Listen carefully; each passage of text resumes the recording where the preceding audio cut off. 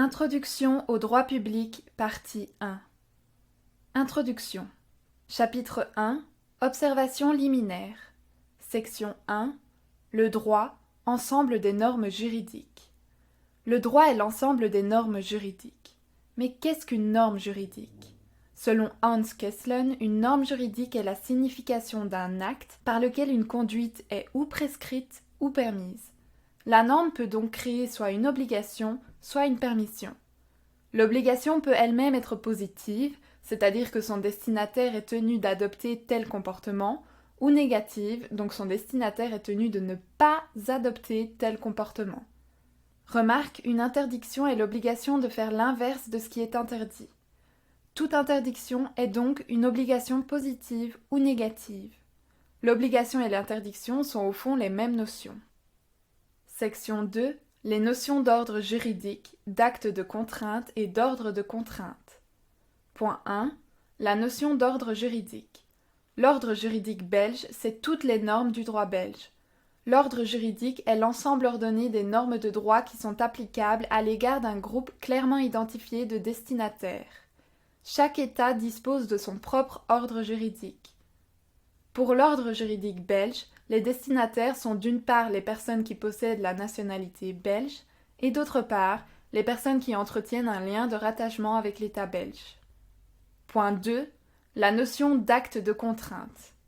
Celui qui ne respecte pas une norme est susceptible d'encourir une sanction, car tous les crimes commis ne sont pas détectés et poursuivis. Cette sanction s'appelle un acte de contrainte qui est, selon Kelsen, un mal infligé à celui qui ne s'est pas conformé aux prescrits d'une norme. Cet acte de contrainte peut être le retrait de la vie, peine de mort, le retrait de la liberté, emprisonnement, le retrait de biens économiques, saisie, confiscation, amende, et le retrait d'honneur, titre, décoration. Cette contrainte ne doit être infligée qu'en cas d'opposition à l'exécution d'une norme, ce qui n'est généralement pas le cas. Donc en principe, les normes de l'État ont vocation à être respectées, et dans le cas contraire, l'État a vocation à contraindre. Point 3. La notion d'ordre de contrainte. L'ordre de contrainte est composé des différentes règles de droit qui sont rassemblées au sein du système. Point 4. Les limites logiques au contenu des normes juridiques. Est-ce qu'il y a des limites logiques dans le champ d'application d'une norme ? Le droit a pour objectif de réguler le comportement humain, donc faire des lois qui seront d'office transgressées par 100% de la population, ce n'est pas du droit. La norme peut être difficile à réaliser, mais pas impossible. Un taux de transgression de 100% n'est pas une règle juridique. Une règle dont le taux de transgression est de 0% n'est pas une norme juridique. Pour une règle de droit, le respect de celle-ci doit être possible, mais l'infraction aussi. Une règle de droit est cohérente que si l'infraction est possible. Par exemple, le vol à l'étalage doit rester possible. Si un jour le vol à l'étalage devient impossible, le vol ne serait plus interdit. La règle doit pouvoir avoir un effet sur le comportement. Point 5. Évolution du caractère juridique d'une règle dans le temps. Il y a des cas dans lesquels ce qui n'était pas une règle juridique va le devenir, et inversement. Ainsi, un panneau de limitation de vitesse de 90 km/h en plein centre-ville, au Moyen-Âge, ça n'a aucun sens car il était impossible de dépasser cette vitesse-là à l'époque. Il n'y avait aucune machine capable d'un tel exploit. Alors qu'aujourd'hui, celui-ci a toute légitimité. Section 3. L'utilité de prévoir des exceptions à l'application de toute norme juridique. Il est important de prévoir des exceptions à l'applicabilité de toute norme juridique afin d'éviter des situations discriminatoires ou absurdes. Il est interdit de tuer autrui, mais il y a des exceptions. Homicide involontaire, avortement, euthanasie, l'erreur invisible, l'absence de discernement, etc. En Allemagne, l'inceste est interdit, mais pas en Belgique. Et même là, il y a des exceptions. Il peut arriver qu'ils ne sachent pas, comme l'affaire Schütubin contre Allemagne. L'état de droit, c'est au cas par cas. Section 4. La différence entre normes juridiques et normes morales. Point 1. L'école jusnaturaliste. École de pensée qui considère que le droit est nécessairement moralement bon, le jusnaturaliste dit que les règles imposées dans une dictature ce n'est pas du droit. Les auteurs qui soutiennent cette idée sont Rousseau, Grotius ou encore Hoffès.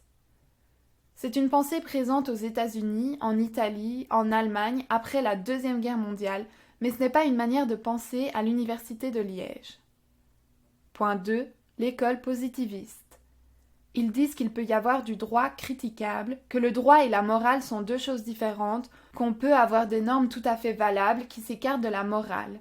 Dans cette école, on a Hart, Kelsen, Austin, Montesquieu ou encore Bentham qui est le fondateur du courant.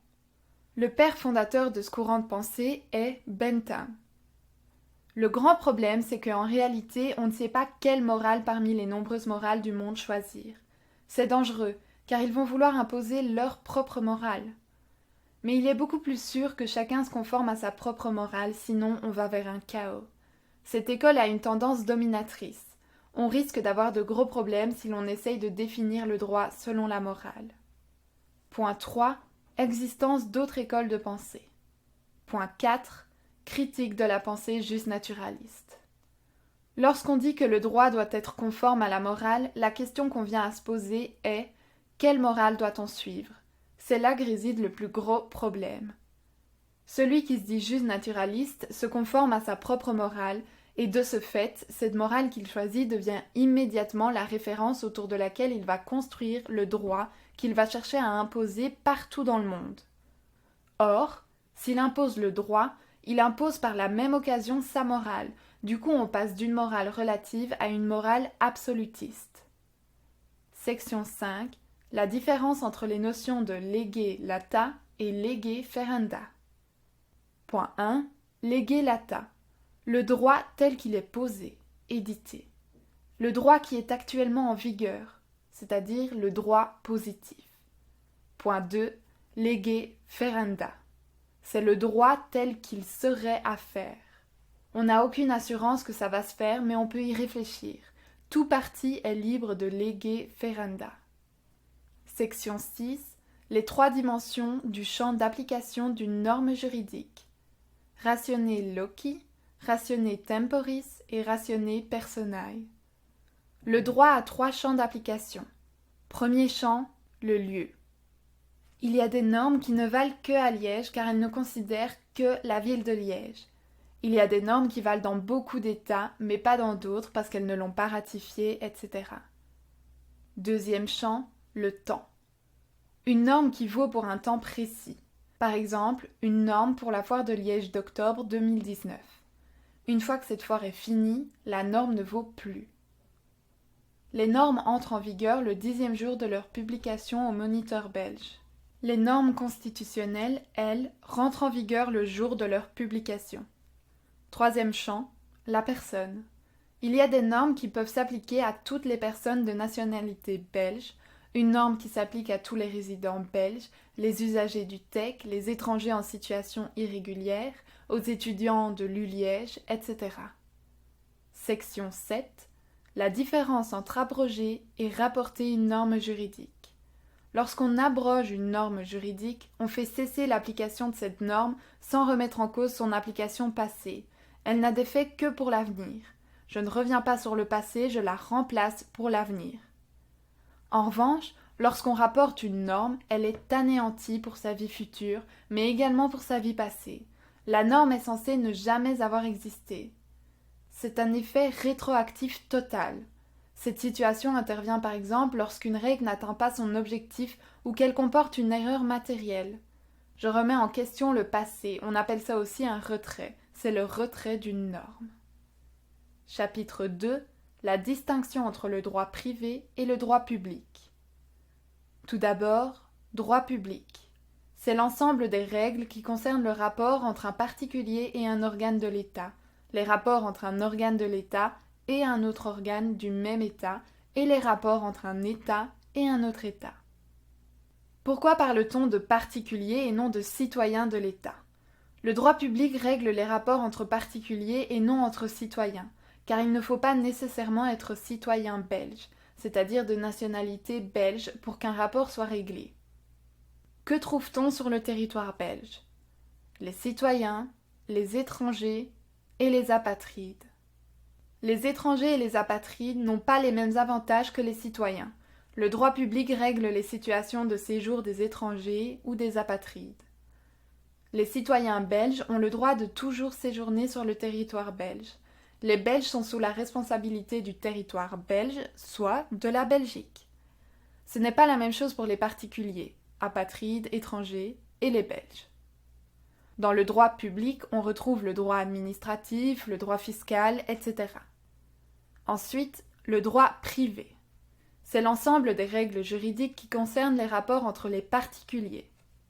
Il y a une dimension historique avec Jean Bodin, qui était juriste français, né en 1530 et mort en 1596, avec son exposé du droit universel publié en 1580. À cette époque, on pensait que le Soleil tournait autour de la Terre, géocentrisme. En 1630, on dit enfin que c'est la Terre qui tourne autour du Soleil, héliocentrisme. Summa divisio, c'est-à-dire les grandes distinctions entre les matières, entre le droit privé et le droit public. C'est-à-dire que dans le droit privé, il y a le droit commercial, le droit des contrats, le droit de la famille, le droit de la libéralité, c'est-à-dire faire des dons, donations, etc., le droit des successions, etc. Et dans le droit public, on retrouve le droit administratif, le droit fiscal, etc. Chapitre 3. Peuple et nation. Section 1. Le concept diachronique de nation.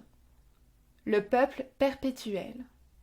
Ce n'est que grâce au terrain fertile de la réflexion philosophique qu'un concept juridique de nation a pu être dégagé.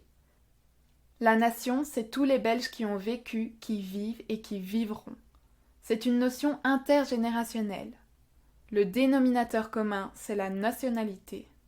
En effet, pour les philosophes, la nation était l'âme d'un groupe d'individus unis par un dénominateur commun, fondé sur un processus d'identification. Cette définition a fait débat, notamment au XIXe siècle. Un philosophe français, Renan, dans sa conférence célèbre du 11 mars 1882, dira « L'existence d'une nation, c'est un plébiscite de tous les jours. L'existence d'une nation ne dépend ni de caractère ethnique, ni de caractère religion, ni de caractère économique ou géographique, mais uniquement de la volonté des membres. Pour lui, c'est le désir d'être ensemble, c'est le concentrement libre, le désir clairement exprimé de continuer la vie commune. » Le mot nation a donc une force idéologique considérable.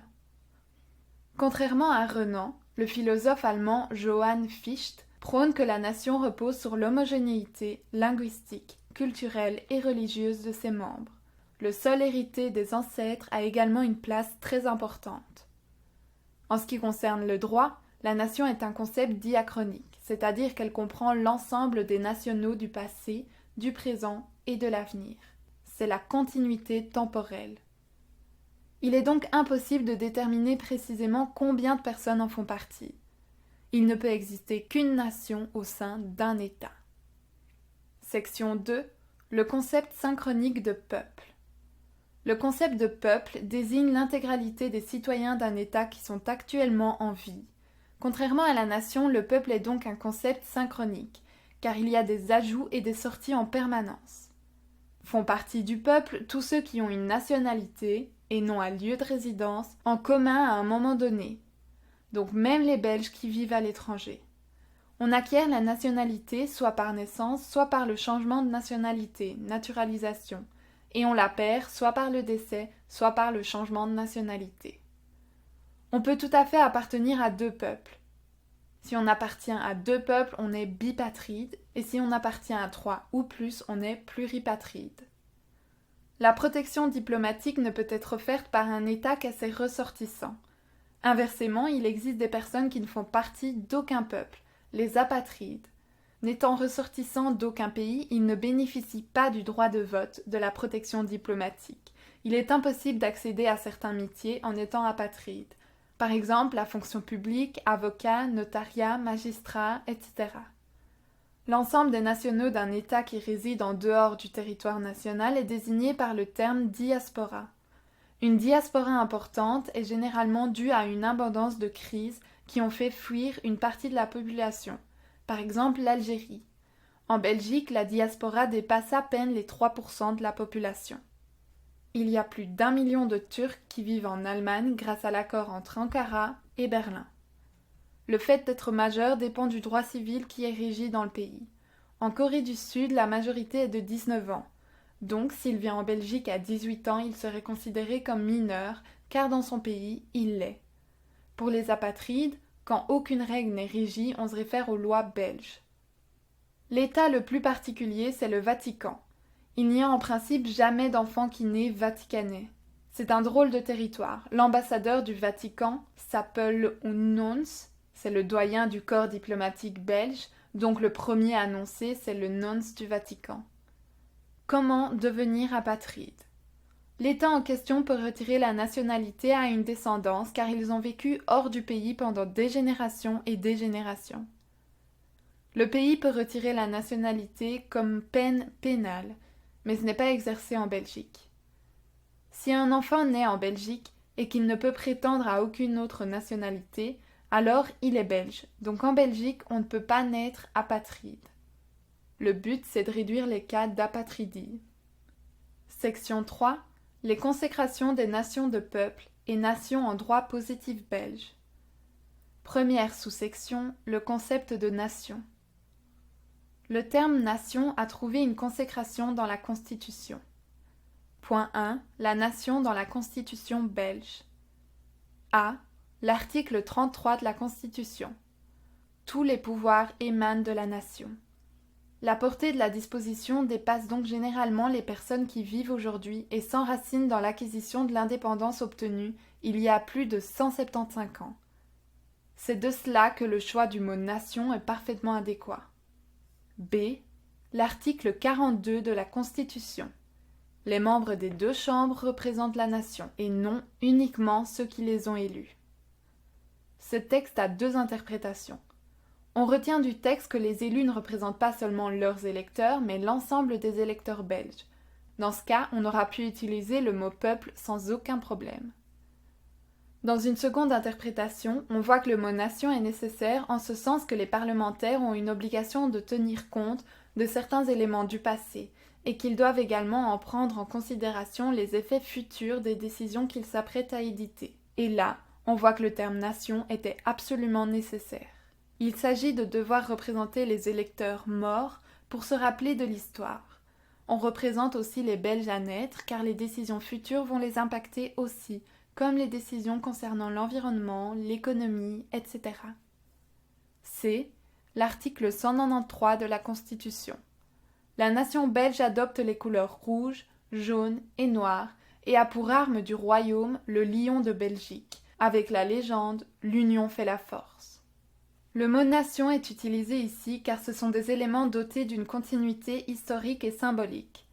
On est le seul pays qui énumère les couleurs du drapeau vers le mât. L'union fait la force, c'est l'union entre les catholiques et les libéraux en 1831. Point 2. La nation dans les normes législatives belges. Toute loi belge comprend une référence au concept de nation, car elle commence par Philippe, roi des Belges, à tous présents et à venir, salut. Le roi se place dans une optique diachronique en saluant ceux qui ne sont pas encore là. Deuxième sous-section, le concept de peuple.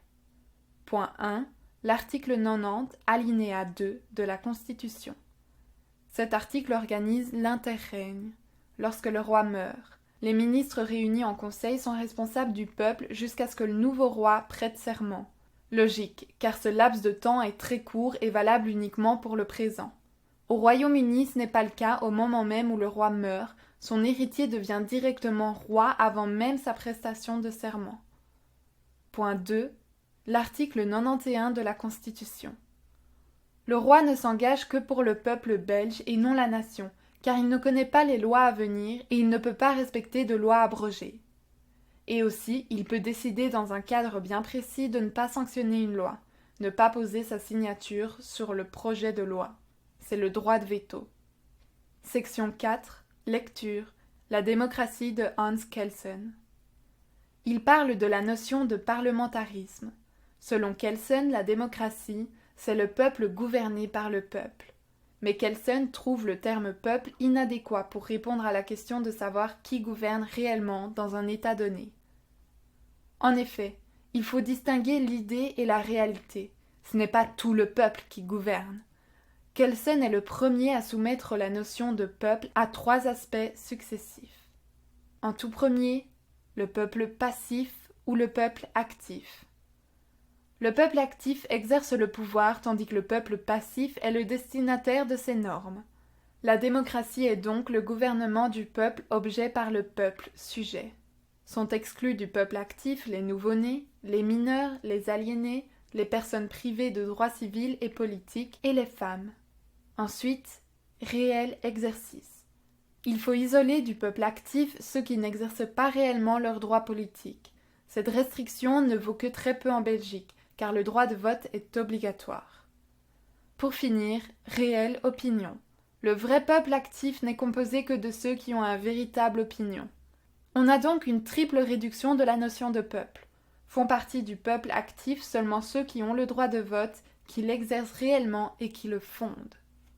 Kelsen constate qu'il faut consacrer une partie importante aux partis politiques, sur lesquels la démocratie repose entièrement.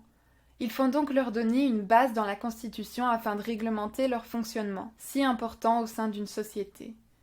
Il faut pourtant constater que la Constitution ne parle en rien des partis politiques, excepté une phrase à l'article 77.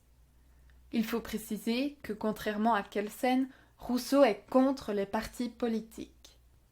Chapitre 4. L'État, sa naissance, ses éléments constitutifs et sa disparition. Section 1. 3 théories de la naissance de l'État. Première sous-section. La force seule, la naissance de l'État selon Jean Bodin, 1530-1596.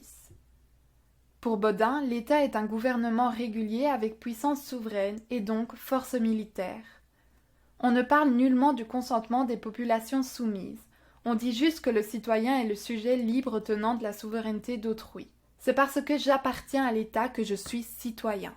Quand on dit la République est un droit gouvernement, en voulant dire que l'État a la puissance souveraine. L'accord des populations n'est absolument pas requis. On dit que l'État est souverain. La force suffit pour constituer l'État, et la conséquence de l'appartenance à un État, c'est la citoyenneté. Donc c'est le souverain qui crée le citoyen. Une fois que j'ai un souverain et que je vois ceux qui lui obéissent, c'est eux les citoyens. Chez Rousseau, c'est les citoyens qui font le souverain. Deuxième sous-section, soit le consentement, soit la force, la naissance de l'État selon Thomas Hobbes, 1588-1679. On pensait au XVIIe siècle que les maladies entraient par les pores de la peau grâce à l'eau. C'est d'ailleurs pour ça que l'eau était très méfiée à l'époque. On pense même que Louis XIV n'avait jamais pris de bain de peur d'attraper une maladie. L'État est là pour rendre les gens heureux. C'est dans la Déclaration d'indépendance des USA. Pour Hobbes, d'aspiration chrétienne, tout acte de l'État doit être conforme aux préceptes religieux, justnaturalisme. Terriblement influencé par les chrétiens, pour lui, le droit est indissociable de la chrétienté.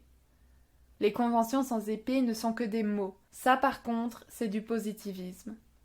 Pour Hobbes, l'État a 2 missions principales, maintenir la paix intérieure et assurer la défense extérieure. L'État peut naître de 2 manières différentes, soit par la force, état d'acquisition, soit par le contrat social qui est l'assentiment d'un groupe de personnes à une convention qu'elles se donnent volonté commune, reconnaissance de l'autorité de la puissance, état d'institution. Grande nouveauté d'Europe, lorsque je crée un État par contrat social, on doit savoir qui doit être partie au contrat social. Mais attention, n'est pas parti au contrat social le roi, car Hobbes est un religieux. Pour lui, le roi a été investi par Dieu, donc son pouvoir est incontestable. Par le mot Léviathan, Hobbes désigne l'État dans son intégralité, tandis que par souverain, il entend la personne ou le groupe auquel les citoyens sont soumis. Par exemple, le Léviathan désigne l'État d'Angleterre et le souverain désigne le roi d'Angleterre.